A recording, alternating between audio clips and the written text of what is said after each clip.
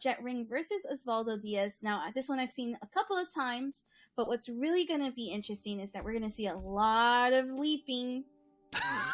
I think we're going to see a good amount of leaping, yeah, just in general throughout the rest of today, most likely. Although, hey, you know what? Actually, just to spite you, it looks like there's been a Sub-Zero chosen, but we are still probably going to see a good amount of leaping. You know, Sub-Zero tends to go there a decent amount, just in normal ways. But yeah, this is pretty interesting. We just saw such an amazing match with that I'm sorry, Jackie Briggs, but OzvaldoDiaz is like, you know what? I just defeated one of the strongest Sub-Zeros in the world. I'm gonna now be the Sub-Zero. Almost like take advantage of being Sub-Zero, embody the true Lin Kuei spirit, and stop the Joker. You know what's crazy is I feel like Sub-Zero's like the Batman, just without being all tech and being more ice. The attitude for me, right? Yeah, it makes sense. I do totally get it. Like, it feels like it's natural for these two to fight, right? Like, it's like two characters from like similar-ish universes. It just works. And at this point, I almost feel like Joker just fits so well in this game, especially the way that they did it. So I totally get it. But here, there's actually a match going on that I'm not paying attention to, as Jet Ring is already down to below half life. But this is a scary spot. This is, I always like to say, one of the scariest maps in the entire game, levels in the entire game, because of all the different interactables. Right now, it's not coming into play, but one more hit from Osvaldo could be it with that Fatal Blow available. Oh, 100%, especially with a 950 character health like Joker, but Jet Ring staying on top. Also forgot to mention here at the start, this is going to be a best of 5, meaning that there is tons of games. Probably one of the reasons why Osvaldo went for Sub-Zero in the first game. Yeah, the Sub-Zero is always such a solid pick as well. I mentioned earlier, I feel like it's one of those characters that never doesn't have a chance. That's a terrible double negative sentence, but it's true. There's just always a chance whenever you're Sub-Zero, because you can always, no matter what life, no matter what the situation, when the neutral, one freeze just like that, and it could be Vortex to death, especially like you mentioned against a low HP character like Joker.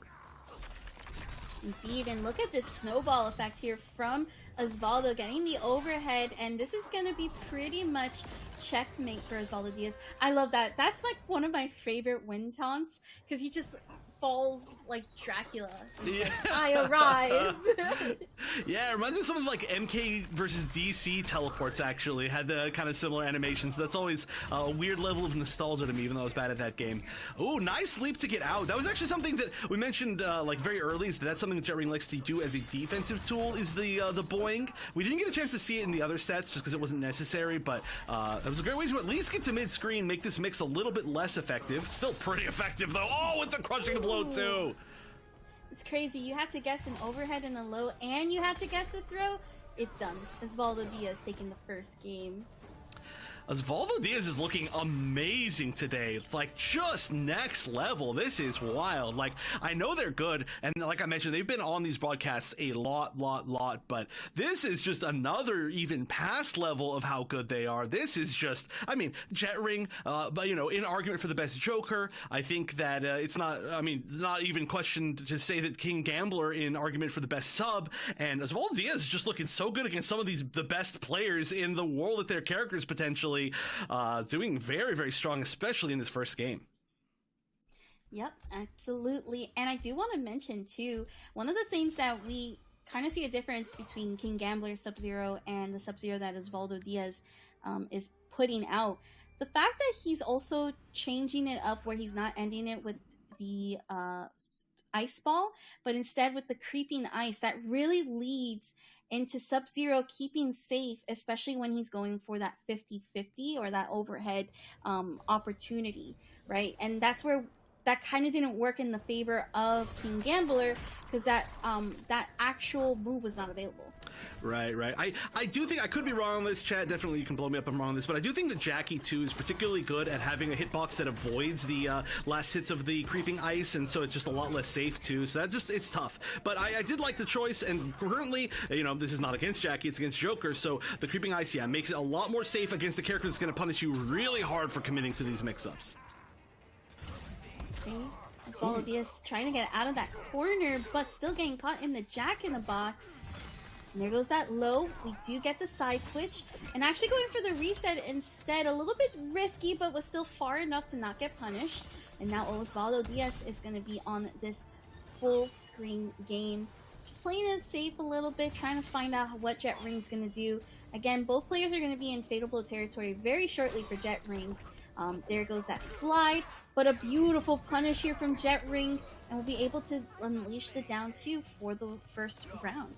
And once again, a really smart choice from OzvaldoDiaz not to break away in that situation. There's definitely a world where some people would have been like, I'm just going to break away, we'll see what happens. But knowing that was death guaranteed, that defensive bar would not be back by now by any means. So it's nice to at least hold on to it. And it looks like Jet Ring's finally finding a way back into this. It looks like the slower that this matchup goes, the better Jet Ring is doing. So the moment that OzvaldoDiaz gets in is where they're going to be controlling things. And sometimes all it takes is one random ice ball. That's how the first round of the first game ended so quickly. But nice way to fight out of the corner. Again, the defensive side switch blowing, you'll love to see it. Absolutely. And there goes that side switch here for OzvaldoDiaz, but Jet Ring waking up with the down 2 and actually moving forward, getting the forward throw going. And now OzvaldoDiaz is on Fatal Blow territory. A little bit of a different type of match pace that we're seeing from Jet Ring. Slower, but more methodical. And there goes some of these openings. The overhead, and oh no! Oh, wait, but surprisingly went for 2-1 right there. Isn't standing 4 better? I guess it doesn't matter, right? It's probably killing regardless, but that was definitely, I don't know, just bugging me on that, but it's still amazing. That sometimes that's all it takes, right? Another one of those characters you can literally never count out. I feel like actually this matchup is 2 of the best comeback characters in the entire game free, just as far as like, you can be at 1 pixel and all they need to do is get that one little hit, and them being low is oftentimes a huge, like, kind of like boon to their game plan. But OzvaldoDiaz taking advantage of that and already at lead in this 3rd round. Oh, and unfortunately that short hop's going to open up into the crushing blow territory where OzvaldoDiaz is going to still be stuck in this corner, but the punish off of the short hop, there goes the side switch, and we're going to keep on this pressure, not going to be able to get the full hit confirm, although in a way it's actually still beneficial as that Jet Ring's now going to be able to still keep up with those defensive resources.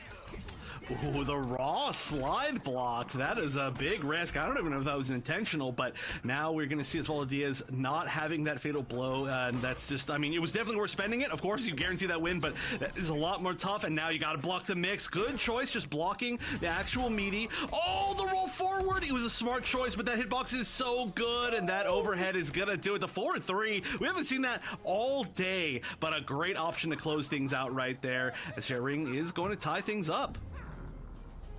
Very, very nicely there from Jet Ring. And honestly, I might expect this game to go for game 5. I feel like that's where these players are going to lead into.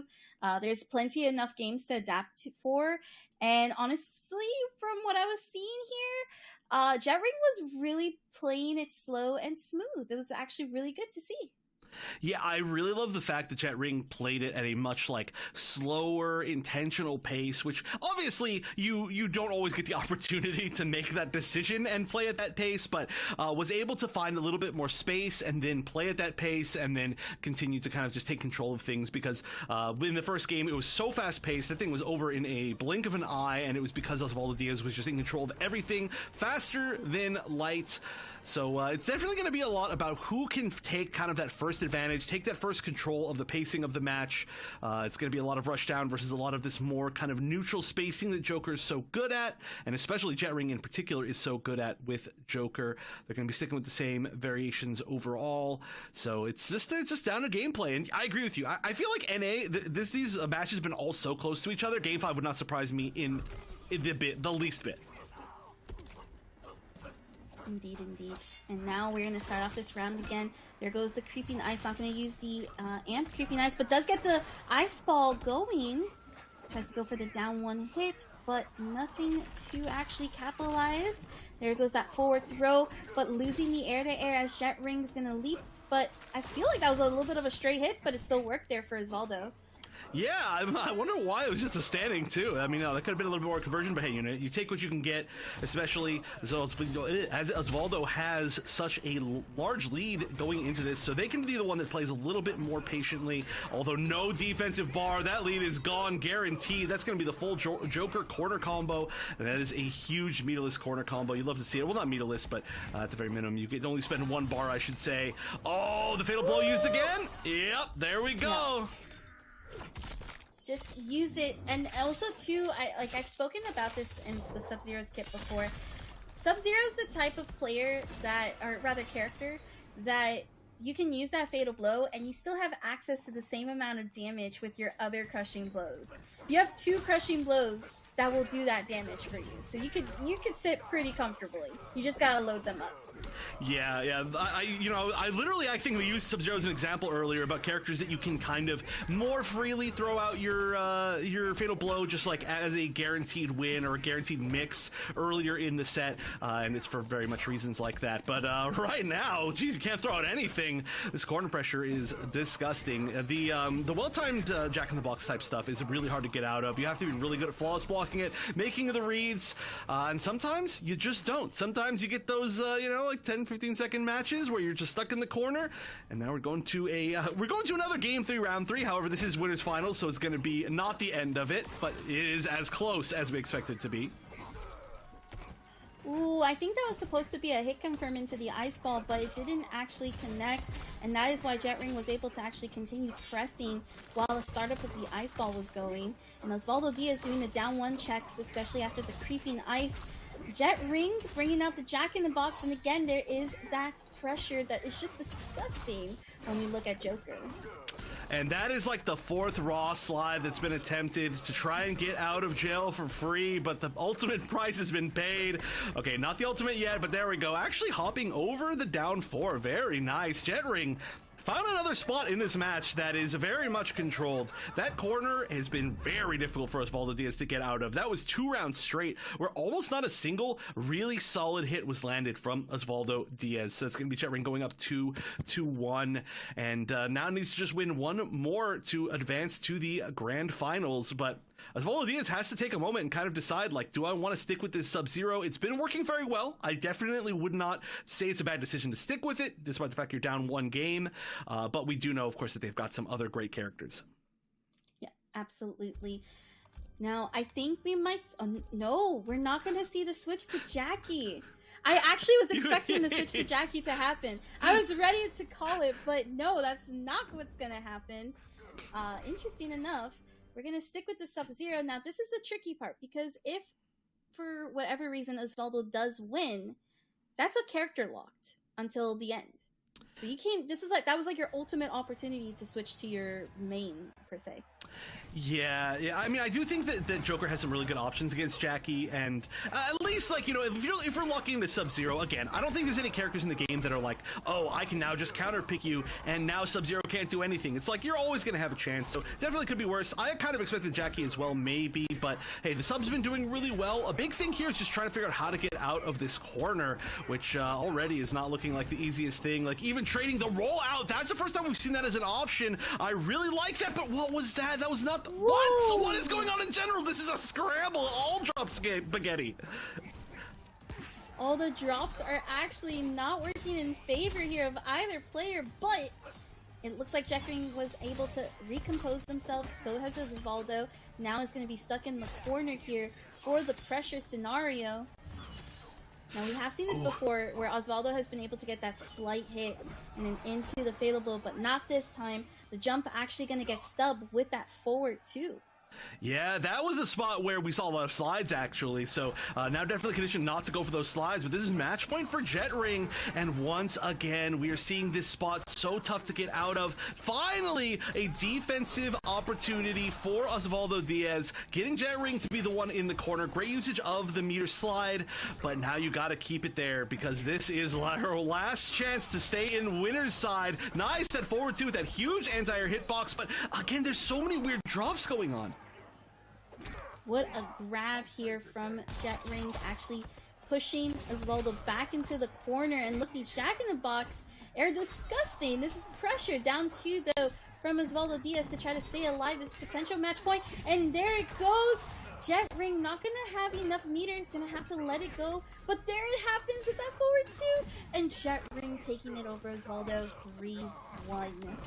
Oh my gosh, everything that Jet Ring found there about just how to control the corner was so key. I mean, that was looking so good in both sides. It was looking as close as it could be, and then we got to game 3, round 3, and suddenly it was like, wait a minute, if I get OzvaldoDiaz in the corner, they're just not able to get out. They just kind of, just kind of like a realization of like, wait a minute, this is a spot that I win. And clearly just took that, ran with it through the entire rest of the set, and Jet Ring is going to be the one moving on